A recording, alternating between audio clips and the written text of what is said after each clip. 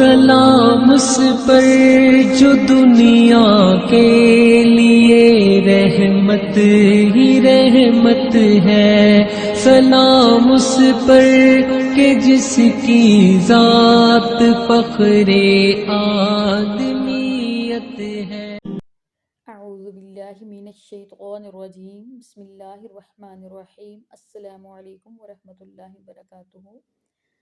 اللہ کے پاک اور بابرکت نام کے ساتھ اپنی کلاس کا آغاز کیے جا رہے ہیں، اس دعا کے ساتھ کہ اللہ پاک قبول فرمائے اور اللہ ہمیں نبی پاک صلی اللہ علیہ وسلم کی سیرت پر چلنے کی توفیق عطا فرمائے۔ جی درود شریف پڑھ لیں آپ سب۔ جی آج ہم پڑھیں گے، آج جو ہماری کلاس سٹارٹ ہو رہی ہے یہ ہجرت حبشہ سے، کیونکہ پچھلی کلاس میں ہم نے مکی دور کا چوتھا اور پانچواں سال دیکھا تھا۔ آپ ہجرت حبشہ کیوں پیش آئی، کیوں مسلمانوں نے ہجرت کی، اس کی وجہ کیا تھی؟ اس کی وجہ یہ تھی کہ ایمان لانے والوں کا جینا دوبھار ہو گیا ہوا تھا، ان کا مکہ میں رہنا مشکل ہو گیا تھا، ظلم اور ستم بے انتہا بڑھ چکا تھا، مسلمانوں کے ساتھ ایسا برا سلوک کیا جا رہا تھا کہ جو بیان سے باہر ہے۔ مجھے اور آپ کو تو یہ سننے کی بات لگتی ہے نا، یعنی میں نے بتا دیا اور آپ نے سن لیا، یا ہمیں کسی نے سنا دیا اور ہم نے سن لیا، یہ اتنی آسان بات نہیں ہے جتنا انہوں نے سہا ہے، ٹھیک ہے، ظلم کو انہوں نے برداشت کیا ہے، ایمان کے میں پایا تکمیل تک انہوں نے اپنا ایمان پہنچایا ہے، اپنی جانوں پہ ظلم کو سہ کر، اور اس دین کو ہمارے تک پہنچایا ہے، ٹھیک ہے۔ اگر وہ تکلیف نہ اٹھاتے، وہ قربانیاں نہ دیتے تو دین جو کا تو ہم تک کیسے پہنچتا؟ پیارے نبی صلی اللہ علیہ وسلم اور ان کے ساتھ چلنے والے صحابہ کے لیے دین پہ عمل کرنا اس دور میں بہت مشکل ہو گیا ہوا تھا۔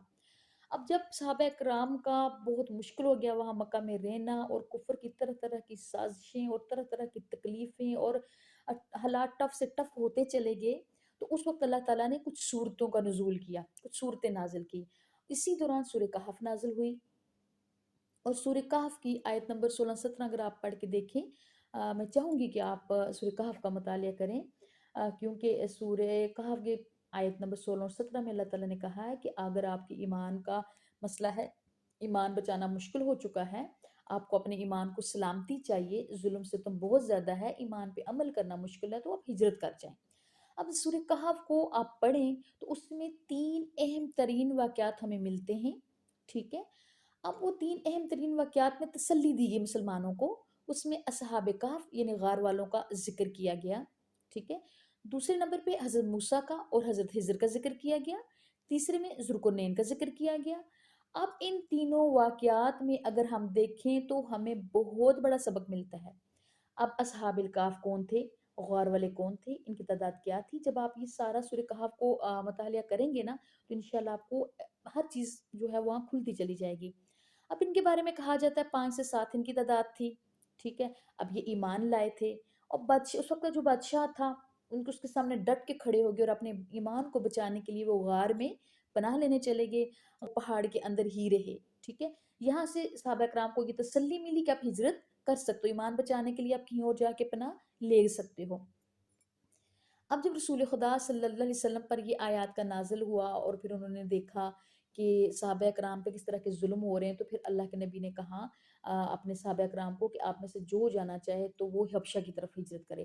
اب حبشہ کا کیوں دیا گیا کہ یہ ایک تجارتی مرکز تھا، اور وہاں کا جو نگران تھا اور وہ تھا نجاشی، ٹھیک ہے۔ اب یہ تجارت کا مرکز تھا، لوگ تجارت کرتے تھے، اور نجاشی وہاں کا بادشاہ تھا، اس کے بارے میں یہ بڑا مشہور تھا کہ اچھا انسان ہے، رحم دل انسان ہے، اور اچھا اور سچا انسان ہے۔ اب نبی پاک صلی اللہ علیہ وسلم نے یہ سوچا کہ میرے جو مسلمان ہیں، میرے جو صحابہ ہیں، کلمہ پڑھنے والے ہیں، یہ وہاں پہ سیف رہیں گے۔ اب انہوں نے صحابہ کرام کو مشورہ دیا کہ آپ کچھ عرصہ کے لیے جو ہے وہ حبشہ کی طرف ہجرت کر جائیں۔ اب جو بات میں نے کی تھی کہ ہمیں جو 3 واقعات ملے ہیں وہ تھوڑا سا مختصر میں آپ کو بتاتی چلی جاؤں کہ موسیٰ علیہ السلام اور حضر کا جو واقعہ تھا، بظاہر وہ ساتھ چل رہے ہیں۔ اب حضر علیہ السلام کا بچے کا قتل کر دینا، کشتی میں سوراخ کر دینا، اور گری دیوار کو بلند کر دینا، دیکھنے میں یہ باتیں بہت عجیب لگ رہی تھی، اور موسیٰ علیہ السلام نے سوال بھی کر دیے کہ بظاہر یہ غلط بات تھی کہ جس کشتی پہ آپ نے سواری کی اور اس کشتی کو آپ نے توڑ اس کے اندر سوراخ کر دیا، بظاہر بہت غلط تھا یہ، لیکن حقیقت میں کیا تھا کہ ظالم بادشاہ آگے تھا، وہ سالم اور صحیح والی کشتی لے لیتا تھا اور جو اس طرح ٹوٹی ہوئی تھی اس کو چھوڑ دیتا تھا. چونکہ وہ غریب لوگ تھے اور وہاں پہ وہ محنت مزدوری کرتے تھے تو اس لیے وہ سوراخ کیا گیا تاکہ ان کی کشتی ان کے پاس سلامت رہے. آگے چل کے بچے کو قتل کر دیا. اب چونک کے موسیٰ علیہ السلام کی یہ کیا ہوا، بچے کو کیوں قتل کیا؟ بظاہر ایک طوفان تھا کہ کسی بچے کو چلتے قتل کر دیا، حالانکہ وہ بچہ نافرمان تھا. ٹھیک ہے، اس کے ماں باپ کو اللہ تعالیٰ نے پھر وہ نیک اولاد دی اس کے بدلے. بظاہر تو نہیں تھا لیکن حقیقت میں بہت بہتری تھی. اب وہ جو دیوار تھی اب وہ گری ہوئی تھی. ٹھیک ہے، اب اس کو چڑھا دیا. بظاہر تو برا لگا کہ انہوں نے اچھا سلوک نہیں کیا اور ان کی دیوار گری ہوئی کو چڑھا دیا. حالانکہ وہ یتیم بچوں کا خزانہ اس کے نیچے تھا اور وہ دوار گری جا رہی تھی. ٹھیک ہے، یعنی بظاہر صحابہ کرام کو اللہ تعالیٰ نے یہ تسلی دی ہے کہ آپ پہ ظلم ہو رہا ہے، زیادتی ہو رہی ہے، آپ کو نشانہ بنایا جا رہا ہے، آپ کو گھر سے بے گھر کیا جا رہا ہے، یہ عارضی ہے. یہ عارضی ہے. آپ نے جب لا الہ الا اللہ کہہ دیا نا تو اب آپ نے اپنا سب کچھ اللہ کے لیے قربان کر دیا. یہ چھوٹی بات نہیں ہوتی ہے کہ ایک انسان سیٹل ہے اپنے گھر کے اندر. ٹھیک ہے، اب وہ اپنا شہر بھی چھوڑ رہا ہے، وہ اپنا گھر بھی چھوڑ رہا ہے، وہ رشتے ناطے بھی توڑ کے جا رہا ہے، وہ سب کچھ چھوڑ کے صرف اپنے ایمان کی خاطر اور رب کی رضا کی خاطر اور اپنے ایمان کو بچانے کے لیے اب وہ انسان ہجرت کر جاتا ہے. اب صحابہ کرام کی جو تھی وہ ایک جماعت، ایک گروہ تیار ہوا اور انہوں نے وہاں سے مکہ سے ہجرت کی. اب وہ نجاشی کے دربار کی طرف چل پڑے. ٹھیک ہے، لیکن اب اس میں جو ذوالقرنین کا ذکر تھا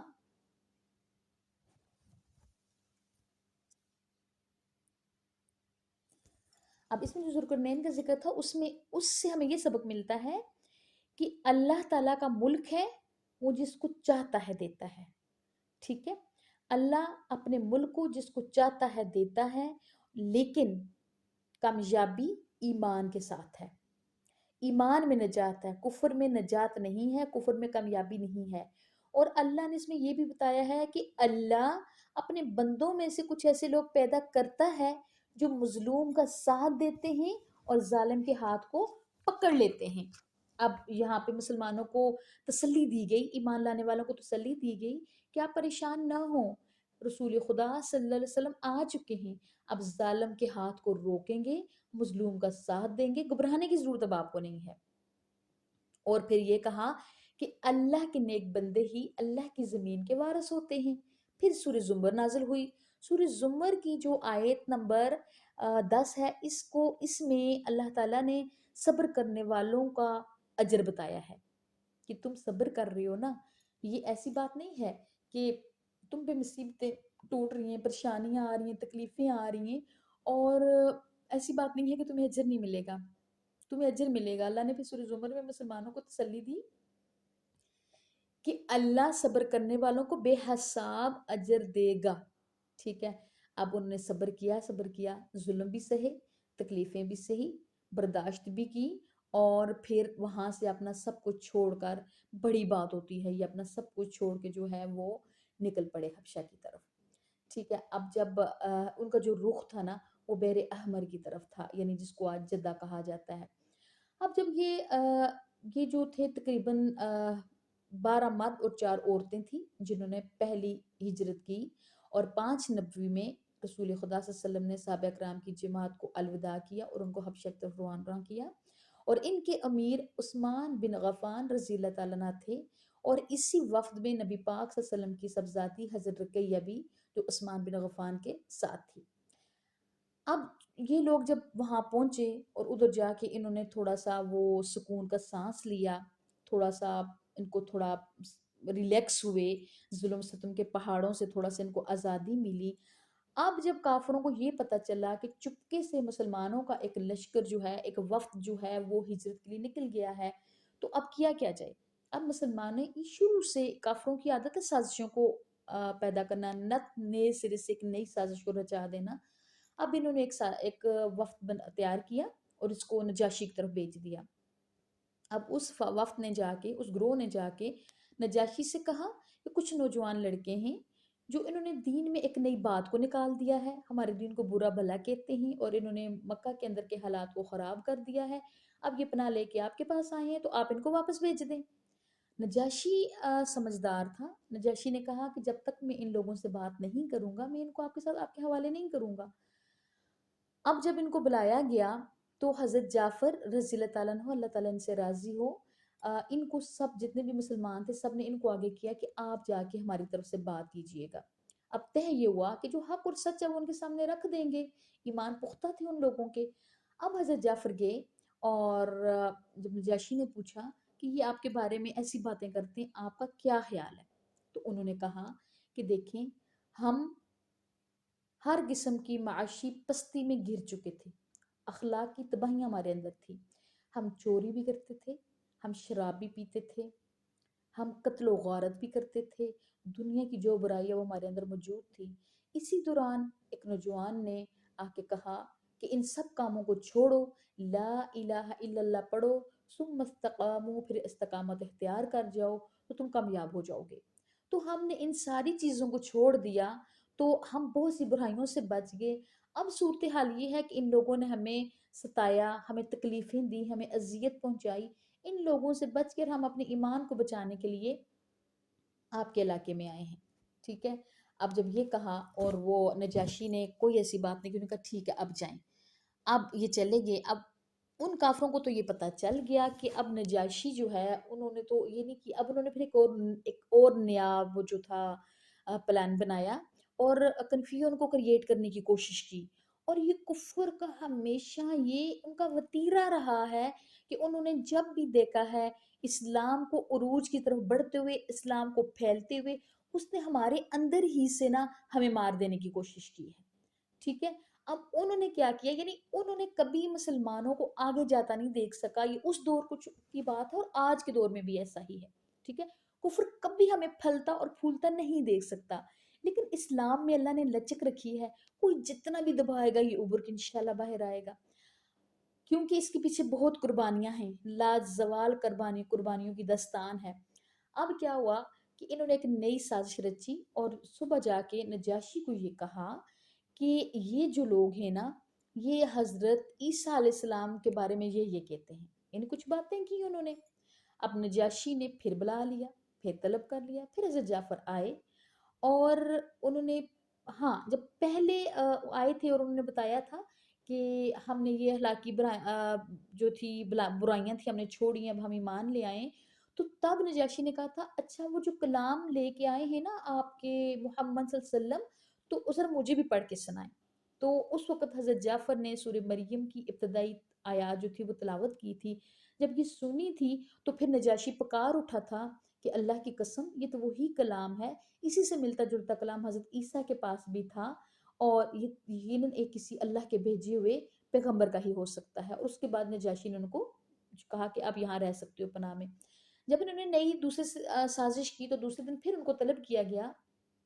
تو پھر حضرت جعفر سے پوچھا گیا، یعنی مسلمانوں کے وقت سے پوچھا گیا کہ حضرت عیسیٰ علیہ السلام کے بارے میں آپ لوگوں کا کیا عقیدہ ہے، آپ کے محمد صلی اللہ علیہ وسلم اس کے بارے میں کیا کہتے ہیں. تب حضرت جعفر نے کہا کہ حضرت عیسیٰ جو ہیں وہ اللہ کا کلمہ ہیں، ان کی روح ہیں، جس کو اللہ تعالیٰ نے پاک دامن حضرت مریم کو القا کیا تھا. وہ اللہ کے رسول ہیں اور برگزیدہ رسول ہیں. جب انہوں نے یہ بات بیان کی تو نجاشی نے ایک تنکا پکڑا اور کہا اللہ کی قسم جو آپ نے کہا ہے نہ اس سے کچھ کم تو نہ اس سے کچھ زیادہ، جیسا آپ نے کہا ہے حضرت عیسیٰ ایسے ہی. تب انہوں نے جو نجاشی تھا اس نے ان لوگوں کو کہا کہ آپ لوگ جو ہو نا آپ لوگ یہاں سے جا سکتے ہو، یہ مسلمان یہیں ہمارے ساتھ رہیں گے. اب ہم ان کو پناہ دیں گے اور میری پناہ میں ان کو کوئی تکلیف نہیں دے سکتا. پھر وہ وہاں سے پلٹ گئے. اچھا یہ ایک ہم نے یہ بات کی تھی کہ ہم ایک کہانی کی صورت میں چلیں گے تاکہ آپ کے ذہن میں وہ چیزیں رہیں. کتنے لوگ تھے ہجرت میں، پہلی ہجرت ہوئی تو کتنے لوگ تھے، کس سن میں ہوئی، اور سورہ کہف کے جو یہ واقعات تھے اس کا کیا مطلب ہے، کیوں تسلی دی گئی. یعنی ہم ایک کہانی کے طور پہ جا رہے ہیں لیکن چھوٹے سے یعنی 10 سے 12 منٹ میں ہم نے بات رکھ دینی ہوتی ہے. یہ 10 سے 12 منٹ نہیں گزرے، یہ ان کی زندگیاں گزری ہیں قربانیاں دیتے ہوئے. ٹھیک ہے. تو اب میں آپ کو ایک بات بتاتی چلوں کہ نبی پاک صلی اللہ علیہ وسلم پر قربان ہو جائیں ہم، جب ان کا نام آتا ہے نا ہم مرنے اور مارنے کے لیے تیار ہو جاتے ہیں. कोई इंसान नऊज़ बिल्ला गुस्ताखी का सोचे ना, तो हम मरने और मारने के लिए तैयार हो जाते हैं, लेकिन कभी नहीं सोचते कि उनकी सीरत को पढ़ के ज़रा उनकी तर्ज़ ज़िंदगी को तो देखें। उन्होंने इतनी तकलीफ़ें क्यों उठाई? उस हस्ती के बारे में जानें तो सही। अब देखिए, अगर हम आपस में किसी से मिलते हैं ना, तो पूरा बायोडाटा हम एक-दूसरे का लेते हैं, ठीक है? आप कौन हैं, कहाँ से हैं, यानी जो भी होते हैं, ख़वातीन की बात करें तो शादी कहाँ हुई, हम तो ये भी पूछते हैं कैसे हुई, कितने बच्चे हैं, उनके नाम क्या हैं, यानी हम वो पूरे का पूरा बायोडाटा जो होता है, वो पहली मुलाकात में जान लेते हैं। हम फिर दूसरे से तारुफ़ करवा लेते हैं, ये फ़लाँ है, ये ऐसे है, ये ऐसे है, ऐसी बात है। लेकिन जो हादी है, जो रहबर हैं, जो कायनात की हसीन तरीन इंसान हैं, जिनके लिए अल्लाह ने फरमाया कि अगर मेरे नबी की बात मानोगे, इनकी इत्तबा करोगे, तो फिर मैं बदले में अल्लाह तुमसे मोहब्बत करूँगा, ठीक है? क़ुल इन कुंतुम तुहिब्बूनल्लाह फत्तबिऊनी युहब्बिबकुमुल्लाह, कि ए लोगों कि तुम मुझसे मोहब्बत करते हो, तो तुम ये चाहते हो कि तेरा अल्लाह तुमसे मोहब्बत करे, तो तुम्हें फत्तबिऊनी युहब्बिबकुल्लाह, तुम्हें नबी सल्लल्लाहु अलैहि वसल्लम इनसे कहो कि मेरी पैरवी करो, यानी नबी पाक सल्लल्लाहु अलैहि वसल्लम की पैरवी करनी पड़ेगी। जब आप उनकी सुन्नतों को अपनाओगे, उनकी पैरवी करोगे, युहब्बिबकुमुल्लाह, फिर अल्लाह तुमसे मोहब्बत करेगा, तुम्हारे गुनाहों को बख्श देगा। अब कितनी अज़ीम बात है कि अल्लाह ने अपनी मोहब्बत के साथ ये नहीं कहा कि पूरे-पूरे कुरान को पढ़ो, लंबे-लंबे सजदे करो, सजदों में गिरे रहो, सदका खैरात करो, कलश लेके जिहाद के लिए निकल जाओ, नहीं, कहा मेरे नबी की इत्तिबा करो। तो नबी नबी मेरे आइडियल होने चाहिए ना, तो मेरे नबी के ना तो मुझे उनकी औलाद के बारे में पता है, ना उनके सारा उनके कितने बेटे थे, कितनी बेटियाँ थी, उनकी कितनी बीवियाँ थी, उन्होंने अगर उनकी शादियाँ थी तो उनके पीछे रीज़न क्या थी, और कुछ नहीं पता है हमें। लेकिन प्यार बहुत है, प्यार होना चाहिए, लेकिन अमली तौर पे भी प्यार होना चाहिए कि उनके बारे में एक-एक बात को जानना हम पे फ़र्ज़ है। उनकी औलाद के बारे में, उनकी औलादों की कुर्बानियों के बारे में, उनकी नस्ल के बारे में, उनकी नस्ल की कुर्बानियों के बारे में, किसने तस्दीक की, किसने तकज़ीब की, किसने कितना हमारे नबी सल्लल्लाहु अलैहि वसल्लम हमारे लिए दर्द रखते थे, ये सारा कुछ जानना हमारे लिए फ़र्ज़ है। ये वाजिब सुन्नत नहीं है, ये फ़र्ज़ है हमारे लिए नबी पाक सल्लल्लाहु अलैहि वसल्लम की सीरत से जुड़ना। तो अल्लाह ताला से दुआ है कि अल्लाह ताला हमें इस सीरत पे चलने वाला और नबी पाक सल्लल्लाहु अलैहि वसल्लम से मोहब्बत करने वाला और दीन के रास्ते पे चलने वाला और प्यारे नबी की पैरवी करने वाला बनाए। अल्लाह हमें इस्तकामत अता फ़रमाए। अल्लाह ज़िंदा रखे तो ईमान और इस्लाम की हालत में, अल्लाह मौत दे ईमान और इस्लाम की हालत में। मरते हुए अल्लाह पाक हम सबको कलमा नसीब फ़रमाए। अल्लाह हम सबका हामी और नासिर रहे। अल्लाह खैर बाँटने वाला और खैर समेटने वाला बनाए। बहुत सी दुआओं के साथ अस्सलामु अलैकुम व रहमतुल्लाहि व बरकातुहू।